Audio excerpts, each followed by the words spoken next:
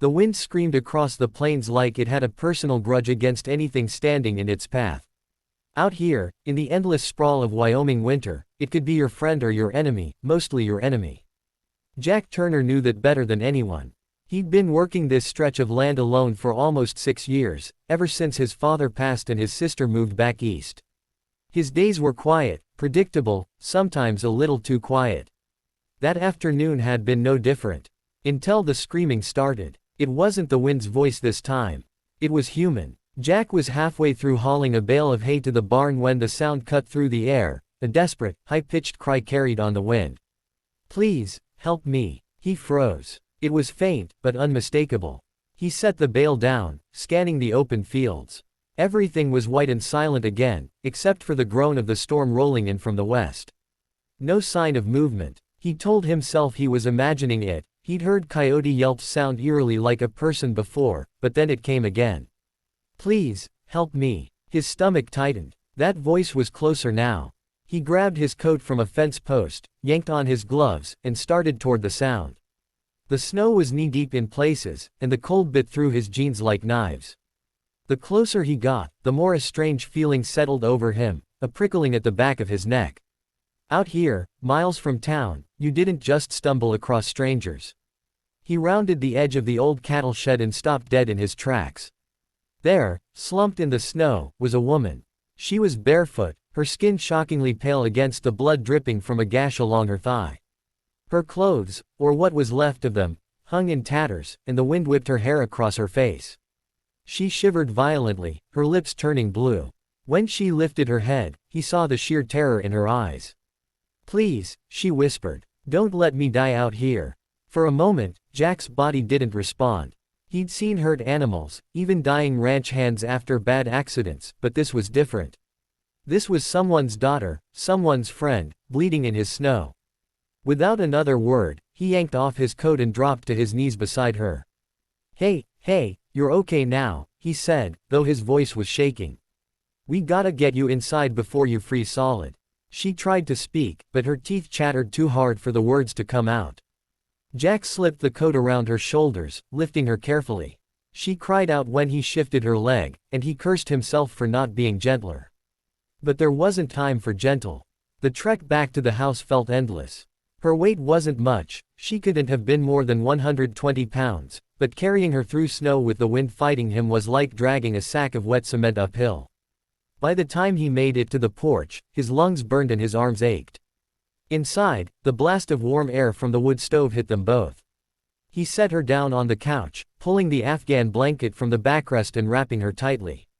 She still shook violently. "I'll get the first aid kit," he muttered, more to himself than her, but she grabbed his sleeve. "They'll find me," she said, her eyes darting toward the window.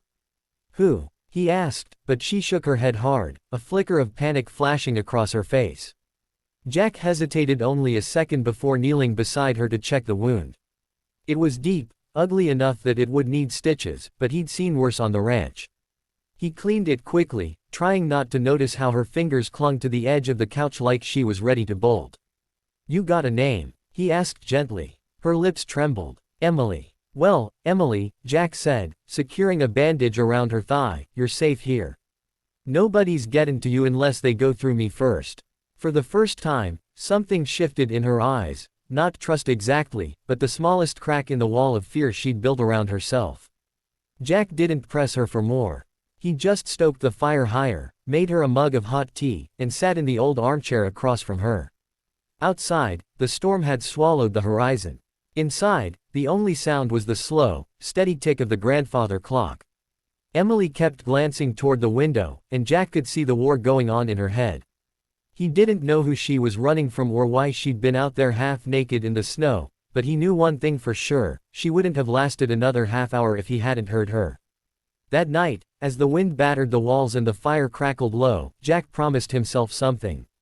He didn't care how much trouble this stranger might bring to his doorstep, he was going to keep her alive. Even if it meant putting himself in the line of fire. Jack barely slept. Every creak of the old house and every gust of wind scratching at the shutters had him jolting awake, thinking someone was outside. More than once, he got up, pulled on his boots, and checked the porch with his shotgun in hand. Nothing but snow piling high against the steps. By sunrise, the storm had blanketed the land in silence. The air was so still it felt unnatural. Jack brewed coffee, and the smell filled the kitchen, but his mind wasn't on breakfast, it was on the stranger lying on his couch. Emily was still there, curled under the Afghan, her face pale but her breathing steady. At some point during the night, she'd stopped shivering. That was good, but he couldn't ignore the nagging question, who was she running from? And why did she look at every shadow like it might reach for her? When she woke, her eyes darted toward the window again before meeting his. "What day is it?" "Thursday," he said. "You've been here since yesterday afternoon." Her lips pressed into a thin line. "They'll have noticed by now." He leaned forward. "Emily, I'm not gonna force you to tell me what happened, but if someone's after you, I need to know what we're dealing with." For a long moment, she just stared into the coffee he handed her. Then she spoke so softly he almost missed it. It was supposed to be just a job. Cleaning, cooking, easy money. But they weren't who they said they were. The words came out in a rush after that. She'd answered an ad for domestic help on a remote property north of here. At first, it was normal. Then things got strange, doors locked from the outside, her phone taken, for security reasons, people visiting late at night. She didn't see everything, but she saw enough. Enough to make her run barefoot into the snow when she got the chance. Jack's jaw tightened. Human trafficking. He'd read about it but never thought it would touch his quiet stretch of Wyoming. "You did the right thing getting out," he said firmly. "We'll call the sheriff." "No." Her voice cracked, and panic flashed in her eyes. "I don't know who's involved. What if they're in on it?" Jack considered this. In small towns, loyalties could run deep, and corruption wasn't impossible. Still, he knew Sheriff Ward from way back. But looking at Emily, he saw a woman who'd been stripped of every ounce of trust she had. Pushing her now would only make her shut down. "All right," he said finally. "We'll wait. But you're not going back out there alone." Over the next 2 days, they settled into an uneasy rhythm. Jack kept her wound clean and cooked enough food for two, though she barely ate at first. She started helping with small chores, folding laundry, chopping vegetables, like she needed to feel useful. And slowly, the lines of fear in her face softened. On the third morning, Jack was hauling wood to the shed when he noticed fresh tire tracks cutting across the snow from the road. He hadn't had a visitor in weeks. His gut tightened. Inside, Emily saw his face and froze. "They found me," she whispered. The knock on the door was firm, deliberate. Jack motioned for her to stay quiet and opened it just a crack. A man stood there, tall, broad-shouldered, wearing a sheriff's badge on his jacket, but not Sheriff Ward. His eyes were cold. "Morning," the man said. "We're looking for a missing woman. Seen anything unusual?" Jack held his gaze. "Haven't seen a soul but the cattle." The man's eyes flicked past him toward the living room, and Jack shifted to block the view. "Mind if I take a look around?" the stranger asked. "I do mind," Jack said evenly. "You got a warrant?" A long pause. The man smiled thinly. "You folks out here like to keep to yourselves, don't you?" He turned, walking back to his truck, but his parting glance said this wasn't over. When the door closed, Emily was trembling. "That wasn't the sheriff," she said. "He works for them." Jack didn't waste a second. "Pack what you can carry. We're getting you to someone who can help for real." They left before the sun fully rose, taking the back road through the hills. Jack drove like the truck was part of him, eyes flicking to the rearview mirror. Twice, they saw headlights in the distance. Twice, Jack turned off into winding ranch trails until the lights disappeared. By nightfall, they reached an old friend of Jack's, Carla, a retired nurse who now worked with a volunteer group helping women escape dangerous situations. Carla didn't ask many questions, just ushered Emily inside and wrapped her in a blanket. Jack stood in the doorway, reluctant to leave. Emily looked at him, and for the first time, she smiled, small, tired, but real. "You didn't have to do any of this," she said.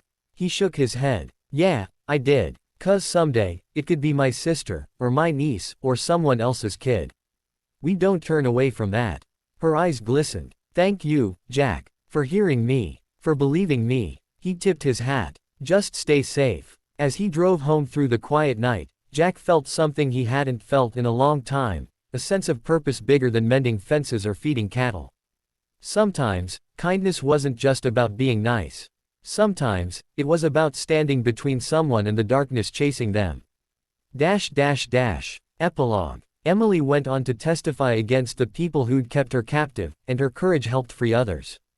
Jack never saw her again, but months later, he received a letter: "I'm alive because of you."